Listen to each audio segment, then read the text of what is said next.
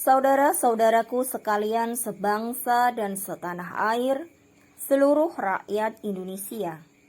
Sangat perlu saudara-saudara ketahui bersama untuk direnungkan dan dianalisa dengan seksama. Bangsa Indonesia yang berdiri 4 Juli 1927 membentuk Badan Penyelidik Usaha-Usaha Persiapan Kemerdekaan Indonesia (BPUPKI) pada tanggal 29 April 1945. Jadi BPUPKI itu merupakan badannya bangsa Indonesia. Kemudian Badan Bangsa Indonesia membentuk panitia perancang untuk merancang Undang-Undang Dasar berdirinya negara Indonesia. Hasil rancangan itu disepakati dalam rapat panitia 9 yang akhirnya disebut Piagam Jakarta, belum merupakan penetapan. Kemudian tanggal 17 Agustus 1945, atas nama bangsa Indonesia, Soekarno-Hatta memproklamasikan kemerdekaan Indonesia yang tujuannya menyampaikan kepada seluruh dunia merek Indonesia digunakan oleh bangsa Indonesia yang tujuannya mendirikan negara Indonesia. Selanjutnya tanggal 18 Agustus 1945, rancangan Undang-Undang Dasar tersebut ditetapkan oleh PPKI yang merupakan panitia yang dibentuk oleh Badan Bangsa BPUPKI.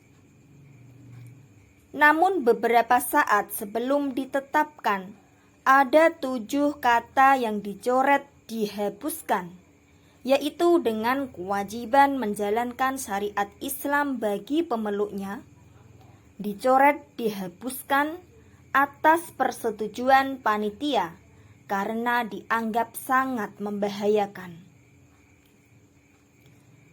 Selanjutnya Panitia Persiapan Kemerdekaan Indonesia (PPKI) menunjuk Insinyur Soekarno dan Dr. Andes Muhammad Hatta diangkat menjadi Presiden Indonesia dan Wakil Presiden Indonesia sesuai dengan aturan peralihan pasal 3 yang menjalankan aturan peralihan dan aturan tambahan. Presiden Indonesia mendapatkan kekuasaan mutlak untuk menjalankan aturan peralihan dan aturan tambahan menurut aturan peralihan pasal 4 dan aturan tambahan ke-1. Namun akhirnya Insinyur Soekarno dilengsarkan melalui sandiwara politik yang dilakukan oleh syariat Islam tentang Gerakan 30 September (PKI) yang seolah-olah Insinyur Soekarno bagian dari PKI. Padahal Insinyur Soekarno adalah nasionalis sejati. Dikatakan sandiwara politik syarikat Islam karena pengurus dan penggerak PKI dalam G30 SPKI adalah orang-orang dari syarikat Islam yang menghancurkan PKI itu sendiri sampai terjadinya pembantaian terhadap rakyat Indonesia, juga dari ormas syarikat Islam yang tidak memenuhi prosedur hukum. Akhirnya terbaca orang-orang ormas syarikat Islam membantai ormas syarikat Islam. PKI hanya untuk menjunjung syarikat Islam menjadi pahlawan bagi negara dengan mengorbankan ormas syarikat Islam yang lain. Namun itu ditutupi dengan pemuda rakyat karena ingin mendapatkan hasil ganda menjunjung syarikat Islam dengan menenggelamkan rakyat Indonesia dengan cara membantai syarikat Islam yang lain. Data-data membuktikan hal itu terjadi. maka disebut sandiwara politik dalam usaha menghilangkan rakyat Indonesia.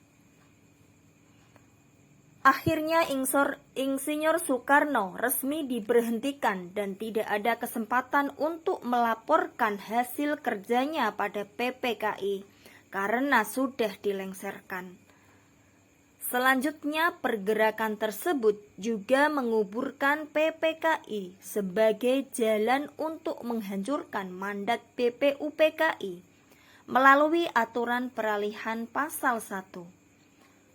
Penghancuran itu menjadi lebih sempurna dengan mengubur BPUPKI sampai sekarang. Tujuannya menghilangkan Undang-Undang Dasar 1945, naskah asli yang ditetapkan tanggal 18 Agustus 1945 yang secara de facto merupakan milik BPUPKI yang merupakan badan yang dibentuk oleh bangsa Indonesia. Selanjutnya, untuk penyempurnaan langkah maka terjadi penghapusan kolom kebangsaan Indonesia. Sehingga akhirnya sempurna bangsa Indonesia terhapus, badan bangsanya pun terhapus. Maka rakyat Indonesia akhirnya mendirikan Badan Rakyat Indonesia yang disebut Lembaga Kedaulatan Rakyat Indonesia untuk melindungi hak seluruh rakyat Indonesia atas negara Republik Indonesia yang dimandatkan oleh Undang-Undang Dasar 1945 supaya tidak menjadi korban penghapusan. Pelaksanaan pergerakan negara yang seolah-olah beracuan Pancasila dan Undang-Undang Dasar 1945 menjadi perlu dipertanyakan atas dasar apa?